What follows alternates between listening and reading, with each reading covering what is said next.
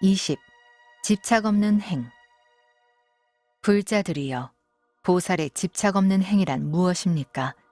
이 보살은 집착이 없는 마음으로 한 생각 중에 무수한 불국토를 생각하고 한없이 많은 부처님 처소에 나아가 예배하고 공양합니다.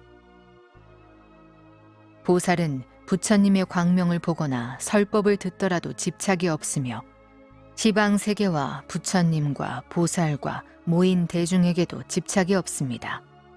설법을 듣고는 기뻐하고 원과 힘이 커서 보살행을 하면서도 부처님 법에 집착함이 없습니다. 보살은 부정한 세계를 보고도 미워하는 생각이 없습니다. 왜냐하면 보살은 모든 것을 부처님의 법과 같이 보기 때문입니다. 즉 모든 것은 청정하지도 부정하지도 않으며 어둠도 밝음도 아니고 진실도 거짓도 아니며 편안함도 험난함도 아니고 바른 길도 그릇된 길도 아닙니다. 보살은 이와 같이 법계에 깊이 들어가 중생을 교화해도 중생에게 집착하지 않고 삼매에 들어가 머물러도 집착함이 없습니다. 무수한 부처님 국토에 나아가 들어가고 보고 그 안에서 살면서도 부처님 국토에 집착이 없으며 버리고 갈 때에도 미련을 두지 않습니다. 보살은 중생이 온갖 고통 속에서 괴로워하는 것을 보면 대비심을 일으켜 이렇게 생각합니다. 나는 시방세계 하나하나의 중생을 위해 그들과 함께 무량겁을 지내면서 그들의 덕을 충만시키고 어떠한 경우에라도 그들을 버려두고 모른 채 하지 않을 것이다. 보살은 잠깐 동안이라도 나라는 생각과 내 것이란 생각을 내지 않으며 몸에 집착하지 않고 법에 집착하지 않으며 생각과 소원과 삼매와 고요한 선정에도 집착하지 않습니다. 중생을 교화하여 그 덕을 성취시키는 데에도 집착하지 않고 법계에 들어가는 데에도 집착하지 않습니다. 왜냐하면 보살은 다음과 같이 보기 때문입니다. 즉 모든 세계는 환상과 같고 부처님은 그림자 같으며 보살행은 꿈과 같고 부처님의 설법은 메아리와 같다고 봅니다. 보살은 모든 것이 나라는 실체가 없다라고 생각하고 대비심을 일으켜 모든 중생을 구제하면서도 그 일에 물들지 않습니다. 세상을 초월해 있으면서도 또한 세상을 따르고 있습니다. 이것이 보살의 집착 없는 행입니다. 화엄경 십행품 21. 얻기 어려운 행. 불자들이여, 보살의 얻기 어려운 행이란 무엇입니까? 보살은 항상 열의 수승한 법을 좋아하고 오로지 최상의 깨달음을 얻기 위해 잠시도 보살의 큰 원을 버리지 않으며 무량겁을 두고 보살도를 닦아왔습니다. 보살은 이 얻기 어려운 행에 머물러 생각마다 끝없는 생사의 고통을 돌이켜 보살의 큰 원을 버리지 않습니다. 만약 어떤 중생이 이 보살을 받들어 섬기고 공양하거나 그 원을 들을 수 있으면 그는 불트전의 자리에 올라 반드시 최상의 깨달음을 성취할 것입니다. 보살은 한 중생을 무시하고 많은 중생에게 집착하지 않으며 또한 많은 중생을 무시하고 한 중생에게 집착하지도 않습니다. 왜냐하면 중생계와 법계가 둘이 아닌 줄을 알기 때문입니다. 보살은 이와 같이 깊은 법계를 알아 모양이 없는 데에 머무르고 모든 불국토에 다니면서도 그 불국토에 집착하지 않습니다. 보살이 쌓은 공덕은 끝이 없으며 중생을 교화하여 구제하는 일도 끝이 없습니다. 보살은 최상의 깨달음에 도달한 것도 아니고 도달하지 못한 것도 아닙니다. 집착을 떠난 것도 아니고 떠나지 못한 것도 아닙니다. 세간법도 아니고 출세간법도 아니며 범부도 아닙니다.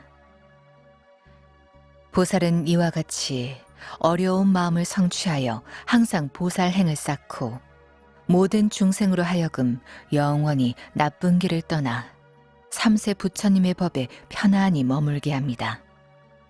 그리고 이렇게 생각합니다.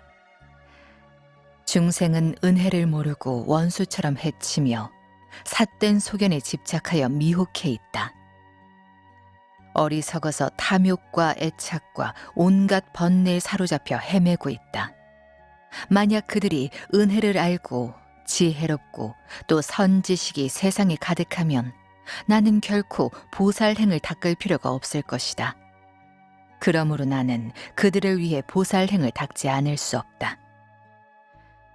이것이 보살에 얻기 어려운 행입니다. 화엄경 십행품 22. 법을 잘 말하는 행. 불자들이여, 보살의 법을 잘 말하는 행이란 무엇입니까? 이 보살은 모든 중생을 위해 맑은 법의 못이 되어 바른 법을 지키고 열애의 씨가 끊이지 않게 합니다. 보살은 중생의 요구에 따라 또는 그 능력에 맞도록 법을 설하고 말 한마디 한마디에 무궁무진한 뜻이 들어있어 듣는 사람을 기쁘게 합니다.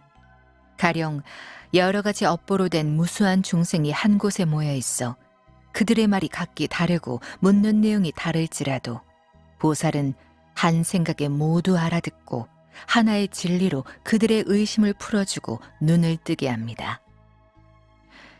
이때 보살은 이렇게 생각합니다.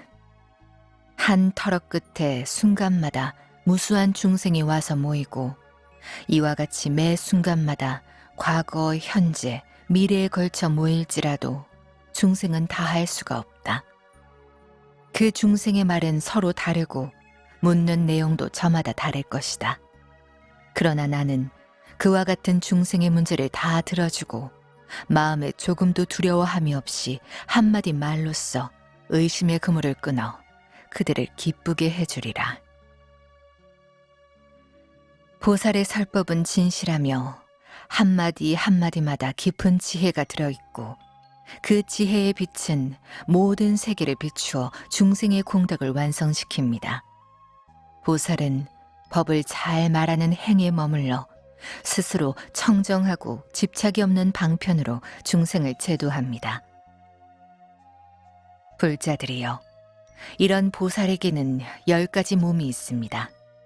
첫째, 그지없는 법계에 들어가는 몸이니 그것은 모든 세상을 초월해 있습니다.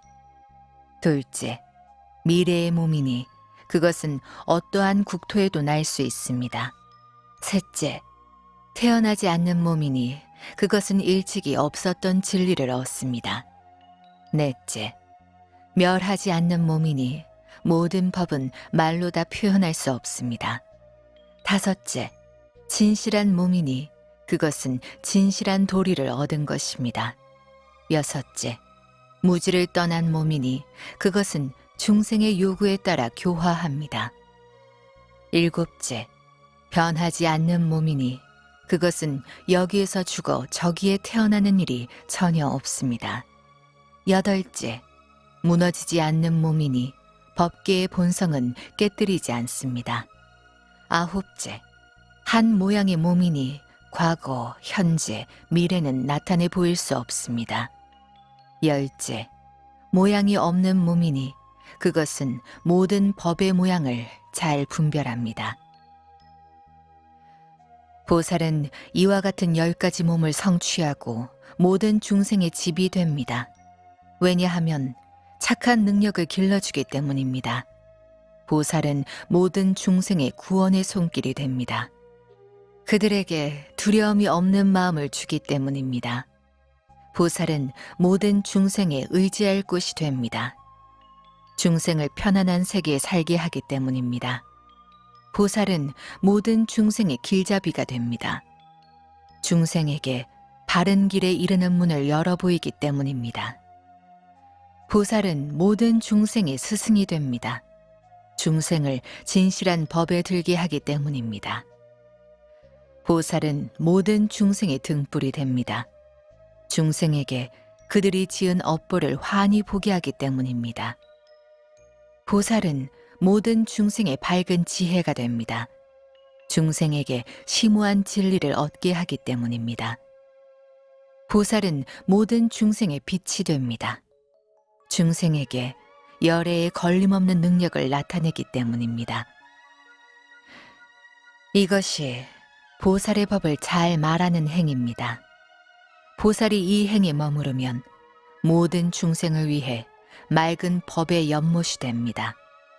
보살은 깊고 미묘한 법의 근원을 다 알고 있습니다. 화엄경 십행품